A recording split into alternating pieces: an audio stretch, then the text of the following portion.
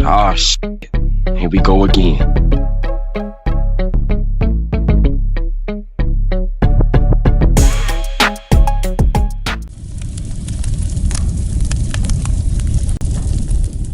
This prison story is about why white boys get turned out in prison.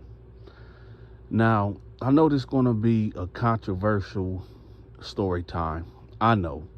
So before we go any further, I just want everybody to know that this is just my opinion, from my experience, for what I was told, for what I done seen, for what I done witnessed, for things that I was involved in, which I'm going to tell y'all shortly. But I want to give this declaration and this proclamation right now.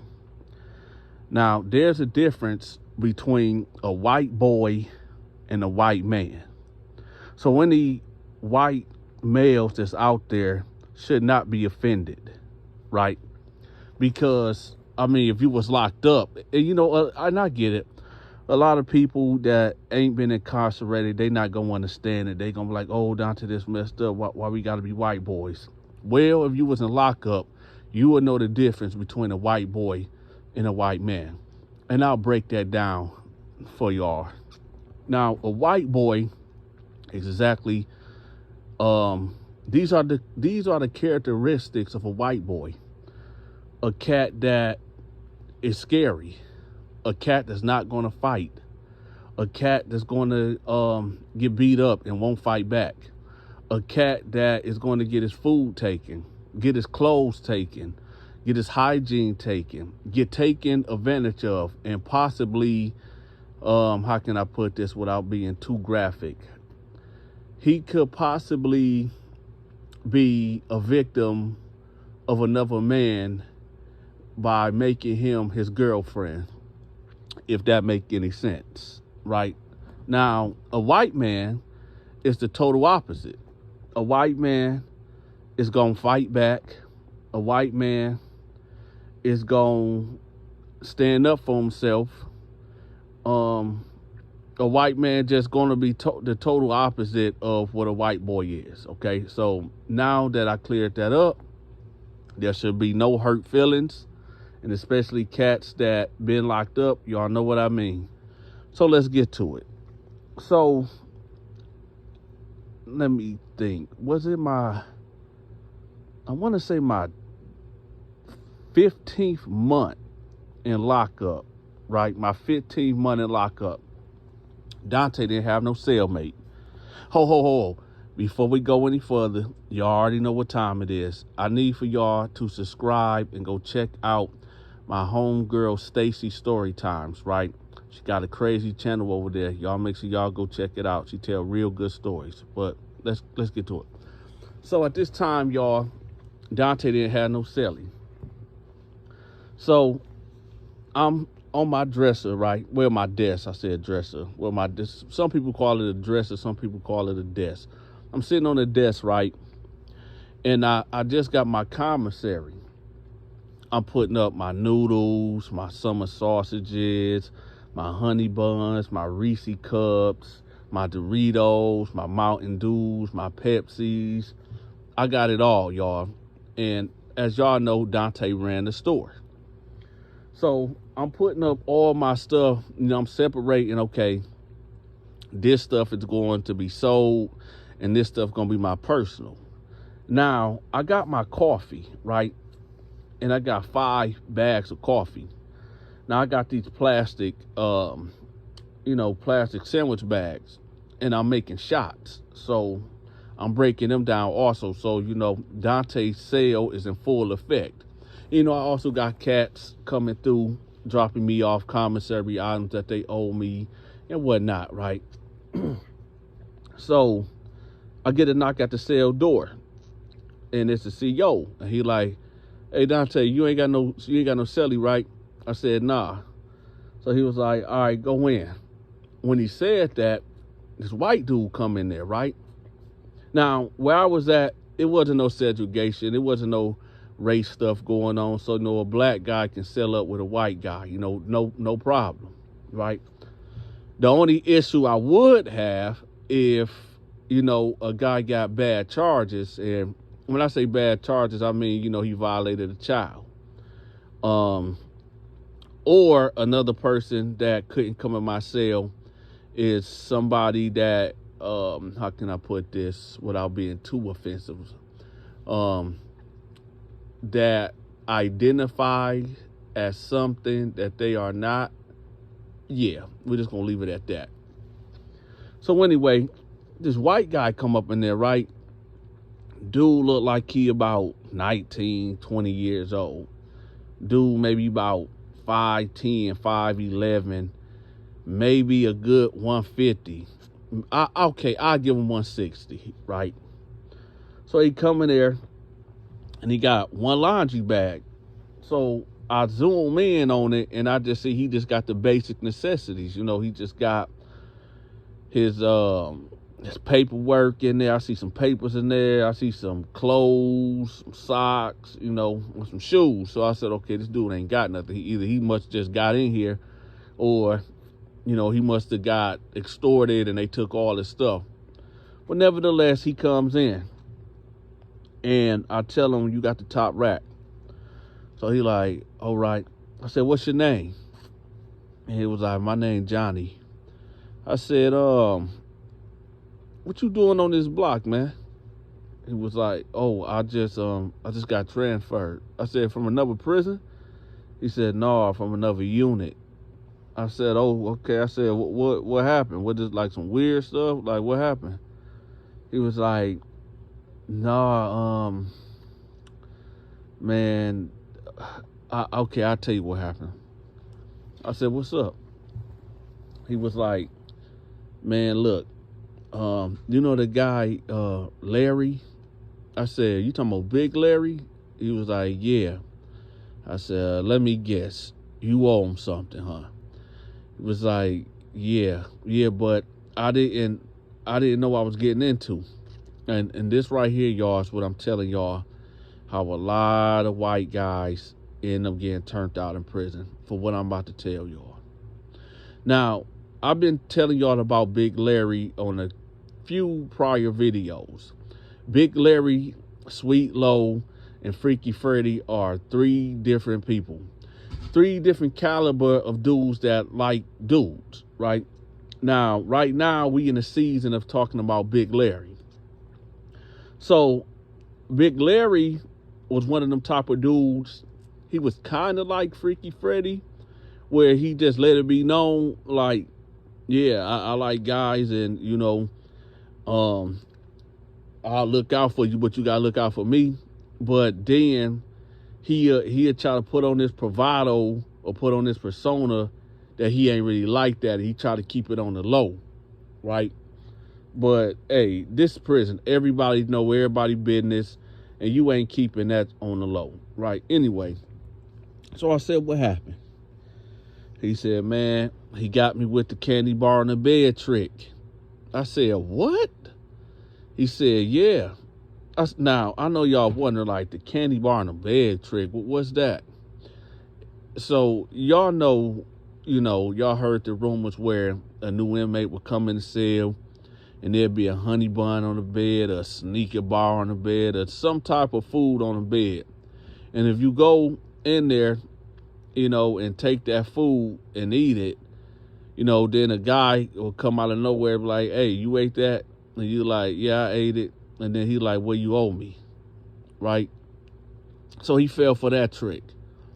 So I said, you knew, huh? He said, yeah, man, I know. I said, so what happened? He said, man, it was some Doritos on the bed. When I came in, it was some Doritos on the bed. It was 2 bars of Sneaker, and it was a Mountain Dew on the bed. And when I came in, I heard about, dudes doing stuff like this, but I thought it was a joke. So, I ate it. I said, you thought it was a joke, man? He said, yeah, man, I thought like, and let me tell y'all, this Johnny was a cool white dude, man. I'm going to tell y'all what Johnny did to get locked up, and we're going to get back to the story. Now, I'm against men, beating up women. I'm against that all the way. Now, there are, depending on the situation and circumstances, now, that if a woman is trying to take your life and you have to defend yourself because men are naturally stronger than women, but if a woman is really trying to get at you and take your life, you have every right to defend yourself. Now, I'm not advocating for men on women violence or anything like that. But at the same time, self-preservation is a must. Well, Johnny said he was married to this woman for 3 years, and he said they was toxic from the beginning. And he said, yeah, he was with a black chick or whatever. And he said, like, he was kind of bullied and intimidated to marry this chick or whatever. And, she had, gang member, family members, and, thugs in the family. And he said that she would pick on him. She was bullying him. And one day, he said he was being bullied by this chick for 3 years and her family, whatever. And he said one of the biggest arguments they used to have is that her cousins would smoke, that ganja in the house or whatever while they kid there.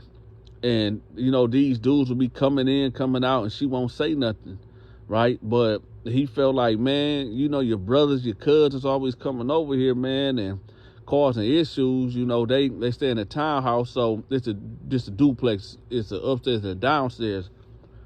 Her cousins will be coming in all types of day, all type of night, smoking that ganja, whatever.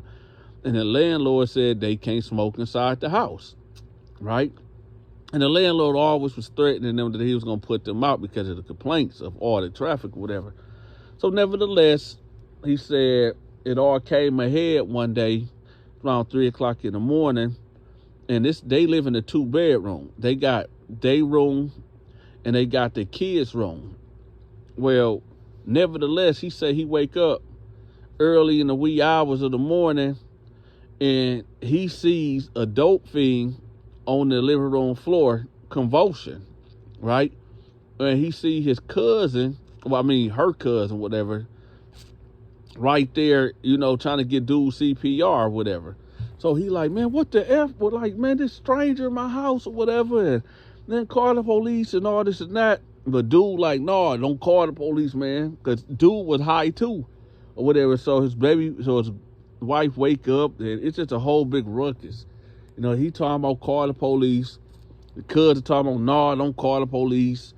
I got warrants and all this and that. Long story short, they end up jumping him.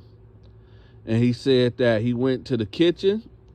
He grabbed a knife. He said it was a butter knife. He wasn't even no steak knife, but he grabbed the knife and he got to poking, right? So now he in here with us 12 years for aggravated assault and battery and some others, right? So they gave homeboy 7 to 12 years. So he got to do a minimum of 7 years, and he's a first offense, right? But hey, it is what it is. So I'm like, I bet. So let's get back to the story, y'all. I know I've been giving y'all different stories inside the stories, but that's why he got here. So now, I'm like, so you ate the stuff that was on the bed? He was like, yeah. And I said, so what happened next? He said, so I'm sitting there and, this big bald head black dude, come walk right in my cell. And he like, hey, did you eat that stuff on the bed? And, I was like, yeah. And then he was like, yo, why did you eat that? That was my stuff. Then he was like, oh, I just thought it was for me, or I thought it was a joke. So he said Big Larry walked all the way in and said, was like, what you mean you thought that was a joke? Now, I don't play about my food. So he said, he got the gall, and he responded back to Big Larry, was like, well, this ain't your cell. Why would you have your stuff, on my bed? And Big Larry was like, what? Who you talking to, white boy? And he was like, man, I'm just saying, this ain't your cell, so why would you have your stuff here, man? So, Big Larry was like, oh, so you got a smart mouth. You got a smart mouth. I'm going to see what that mouth do later on. And he walked out. So I said, what? He said, yeah. He said that I got a smart mouth, and he gonna see what my mouth do later on. I'm thinking he talking about, if we gonna fight or something. So, but I was kind of confused with what he said. So he walked out of the cell. I got up and walked behind him, and I said, "Excuse me," and Big Larry turned around, was like, "What?" And he was like, "When you said, you gonna see with my mouth about, were you trying to fight me or something?" So he said Big Larry stood there for a minute and just back slapped him, smacked him right in the face, boom, and walked off. So he said he just stood there, holding his face like, what the heck just happened? So he said he just turned around, went back in the cell and sat on the bed, contemplating like, wait a minute, it's my first day in prison. I know I just ate this food and this dude confronted me, but why would he have his stuff on my bed? And then he slapped me in the face. I got to do something. I got to do something. So he said, he was like, you know what? I got 7 years of here. I'm not about to live this way. I'm not going to live this way. So he said he got up and he got on a tier. And he said, he looking around and, he's seeing the blacks over there, Mexicans over there, the whites over there, other ethnicities over here and over there, whatever. So he said that, okay, let me just go over there to the white guys and see what's up. See, can I, get something from them, something to protect myself. So he said he go down there and he said, hey, how you guys doing? And they just looking at him like, what's up? He like, hey, I know this is my first day here or whatever, but do any of y'all got like a knife or something? And they looking at him like, man, who is you, man? And he like, my name Johnny. My name Johnny. I'm from Kalamazoo. And they like, Johnny from Kalamazoo, huh? He like, yeah. They like, why you need a knife? He like, man, I don't really want to get into it. I really don't really want to discuss it because, it's just a little beef. So they looking at him like, what you mean you don't want to discuss it? You come over here asking us for a knife. Man, how we know you ain't no narc, whatever. So he was like, look, listen, guys, I'm in here just like with y'all. I just need some protection, man. So they're like, protection from who? And he was like, man, there's a guy that you see the black guy right there, and he kind of motioning towards Big Larry. They're like, yeah. He like, yeah. I ate some of his food or whatever, and he slapped me. And they like, oh, well, hey, man, you on your own. You got to handle your own. And they walked off on him. So he's standing there, and he like, man, what the? So he said, well, what do I got to lose? So he said he walked up to Big Larry, and Big Larry was sitting down watching TV. Now, he said he stood behind him for about 20 seconds, and Big Larry just turned around and looked at him like, what's up? And he was like, hey, listen, man, we got off on the wrong foot, man. I apologize for, eating your food. And, that was my bad on the tier, man. I'm sorry for disrespecting you. And Big Larry looked at him and turned back around like, man, I ain't trying to hear that shit, man. I ain't trying to hear that shit. Now, I'm going to tell y'all what I would have did. And, everybody ain't me. Everybody ain't violent. But when Big Larry had his back turned, and I know y'all gonna be like, oh, Dante, that's a sneak attack. That ain't real. When Big Larry had his back turned and his head turned, I would have hit Big Larry as hard as I could. I would have hit Big Larry so hard in the back of his head, on the side of his head or something, to try to knock him out. And if he didn't go out, if he didn't go night-night, I would have started running from him, yelling, hollering, screaming, help, help, he trying to kill me, help, help.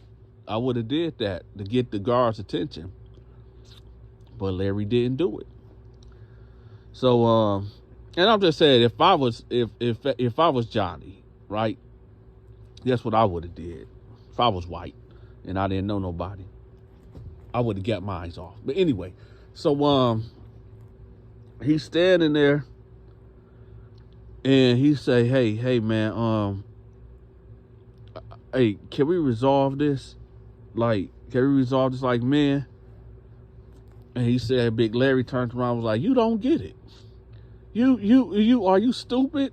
You ate my man. You ate my and you disrespected me. So he was like, how I disrespect you? And he said, so Big Larry got up and Johnny said he started, walking backwards, like back walking, because Larry was walking towards him. So he said a guard came out, was like, hey, what's going on? And Larry just stopped dead in his tracks. It was like, nothing, we just talking. So the guard walking towards them now. And Johnny is standing right there looking crazy. So the guard like, hey, y'all all right? You good? And Larry's like, yeah, I said we was good. He said, I'm not talking to you. And he looking at Johnny, he said, what's going on?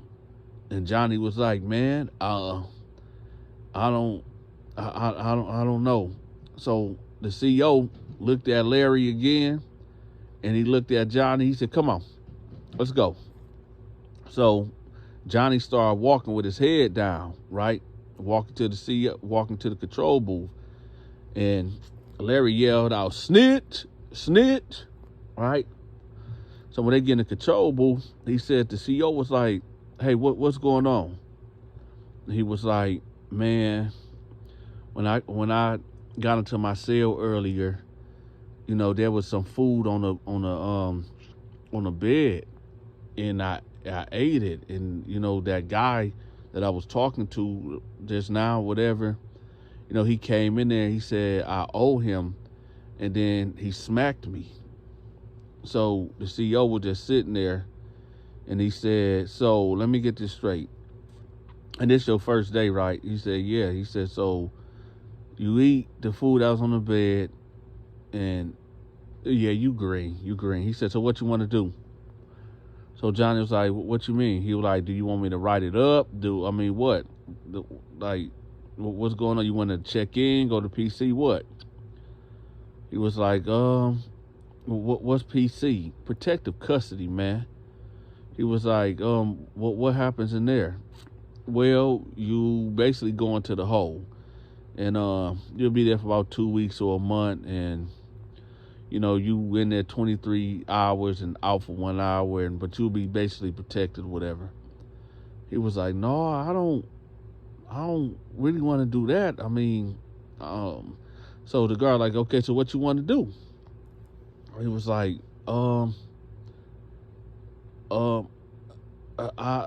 nothing. I'll just go back. And he was like, you sure? He was like, yeah. He was like, all right. So he opened the control booth and Johnny come out, right? So then the CEO told Larry to come here. So Larry come over there and Johnny go to his cell. So he tell Larry like, hey, listen, I already know what you trying to do. If I find out that you trying to do something to harm that man, it's going to the hole for a year. So Larry's like, man, hey, dude ate my food. So the guard and him was going back and forth that he told, Larry to, kick rocks, basically, move, get away from my control booth, right? So Larry walked off and sat down and started watching TV. So Johnny said that for some reason, he just got real tired. He just laid down and went to sleep. He took a nap. He said he don't know how long he was really out, but nevertheless, he said he felt like a presence walking his cell, right? And he said that when he turned, he seen Larry standing there. And Larry was like, hey, I want to see what that mouth do. So he was like, what? And he said that, well, I can't really tell y'all what happened. So y'all just gonna have to fill in the blanks. Basically, Larry pulled out on him. And he told him to shut the F up. So he said that when he did that, Larry started walking towards him. And he said he freaked out. And he said, help, help. And he adrenaline was rushing and everything. So he like jumped out the bed, pushed Larry as hard as he could, and ran out the cell. It was like, hey, he trying to me, right? So he said it was 2 guards down there, and Larry come out the cell like trying to chase him, but he had his pants up, whatever. So Larry chasing him around the pod or whatever, and the guards, chasing Larry. So they end up, calling the cold to everybody, locked down, whatever. Larry ended up getting up on him and started punching on him. But, dude said his ball up game was cold.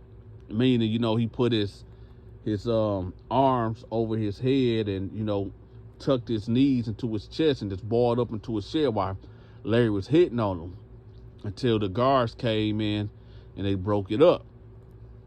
So he said that they locked Larry up. They put Larry in the hole and they took him somewhere. And he said he didn't go to the hole. He just went, I don't know where they took him, but he was there for about an hour and he gave a statement or whatever. And now he's in here with me. So now I said, man, that's crazy. I said, look, he like, so what you think gonna happen when he get out? I said, well, I mean, I don't know. I don't know what's gonna happen. I don't really know that dude Larry like that. But I do know this though. If you do run into him again, my advice, you just gotta check the temperature, man. You gotta see if he's still on that. 9 times out of 10, they gonna put him on the other side of the prison or whatever.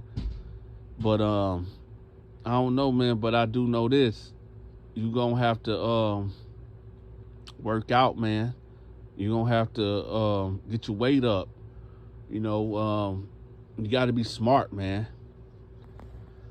So he was like, oh, okay. So I said, you got any anybody on the outside that look out for you, like as far as money go?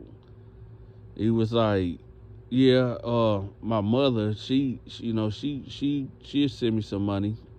I said, okay, look, and y'all know, this is the protection that I offered in prison, was on protection. So he was no different, celly or no celly. You don't get a free ride. So I asked him, like, how much do she send you or whatever? And he said she sent me about $40-50, every week. I said, all right, look, I can protect you in here, right? Because you gonna need it. I said, I tell you what, give me $25 every week, and I got you. And he was like, $25? I said, yeah, I'll take care of that Larry issue for you. And he was like, okay, all right, bet. So he said, well, how you gonna do that? I said, don't worry about that. I got it. So he said, okay. So nevertheless, I called one of my homeboys. I told him, get this letter, get this kite, this message to Big Larry in the hole. And, I just basically told Larry, like, hey, homeboy under my protection now. I will replace what he ate or whatever. And, it's all good. Now, I throw an extra, bag of coffee, to make it right. And he accepted it.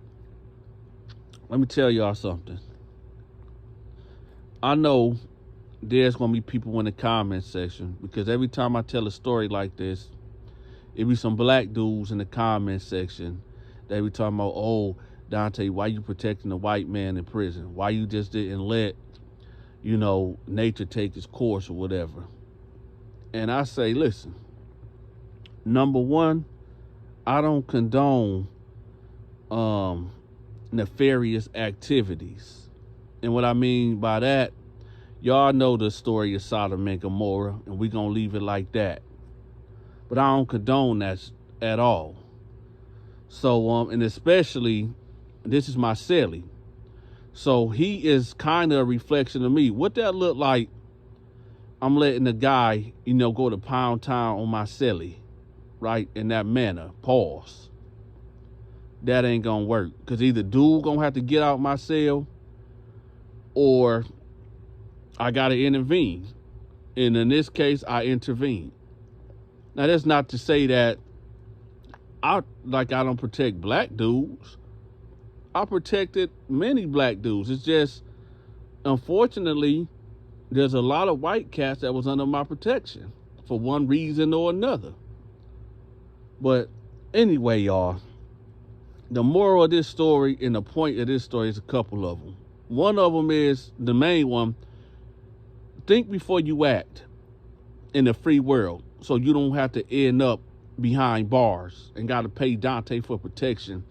And one is your cheeks going to get taken by some dude named Sweet Low, Big Larry, or Freaky Freddy, right? And another thing, if you know dang well something ain't yours and it's in your room or your bed, don't touch it. And I'll tell you exactly what to do. When you see some food on your bed, go outside your cell and yell out, "Hey, somebody's food is on my bed. I need for y'all to come get it." Right? "Hey, if somebody's food is in here in my cell, come get this food before I throw this shit away."